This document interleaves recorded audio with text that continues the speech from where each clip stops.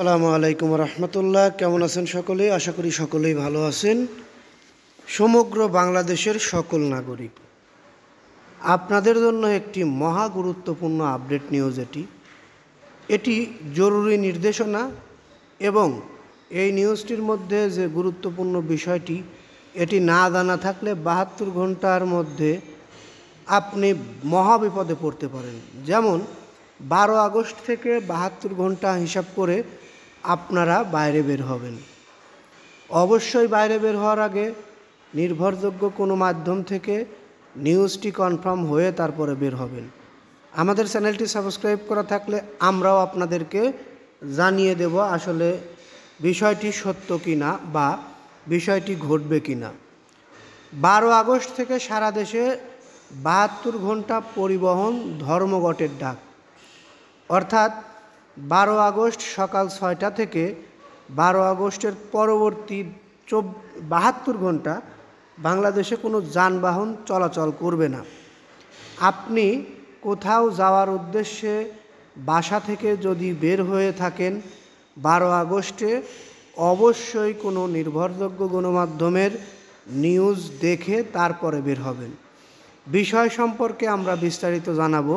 তার আগে একটি কথা, যারা এখন আমাদের চ্যানেলটি সাবস্ক্রাইব করেননি তারা চ্যানেলটি সাবস্ক্রাইব করে রাখুন।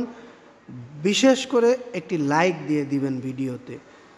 বাণিজ্যিক মোটরযানে অর্থনৈতিক আয়ুকাল 20 ও 25 বছর থেকে বাড়িয়ে 30 বছর করা সহ 8 দফা দাবি জানিয়েছেন বাংলাদেশ সড়ক পরিবহন মালিক সমিতি। দাবি না মানলে আগামী 12 আগস্ট ভোর 6টা থেকে সারা দেশে 72 ঘন্টার পরিবহন ধর্মঘট পালন করবে তারা, এবং এই আলটিমেটামটি দিয়েছেন সমিতির কেন্দ্রীয় সভাপতি কফিল উদ্দিন আহমেদ। আমরা এই নিউজটি আরও একটু দীর্ঘায়িত করতে পারতাম, কিন্তু যে বিষয়টি নিয়ে দীর্ঘায়িত করব এটি এতটা গুরুত্বপূর্ণ না। 8 দফা দাবি, কি কি দাবি সেগুলো আমি আপনাদেরকে জানাতে পারি, এখানে সেগুলো উল্লেখ করা হয়েছে। কিন্তু আমি চাচ্ছি না নিউজটি শুধু শুধু বড় করার, কারণ এই দাবিগুলো সবার জন্য প্রযোজ্য না, জানা প্রয়োজন কি না সেটাও বুঝতে পারছি না। যদি আপনারা জানতে ইচ্ছুক হন অবশ্যই কমেন্টে জানিয়ে দিবেন। পরবর্তীতে যে নিউজটি আমরা তৈরি করব 12 আগস্ট নিয়ে, সেটির মধ্যে তাহলে সেটি আমরা সংযোজন করে দিতে পারবো।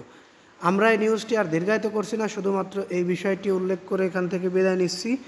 12 আগস্টে ঘর থেকে বের হলে কোনো জায়গা যাওয়ার উদ্দেশ্যে অবশ্যই কোনো নির্ভরযোগ্য গণমাধ্যম থেকে নিউজ জেনে ঘর থেকে বের হবেন। কারণ 72 ঘন্টা যদি পরিবহন ধর্মঘট পালন করা হয় তাহলে রাস্তায় বেরিয়ে আপনি বিভ্রান্তিতে পড়তে পারেন। গাড়ি না পাওয়ার কারণে আপনার গন্তব্যে পৌঁছানো সম্ভব নাও হতে পারে।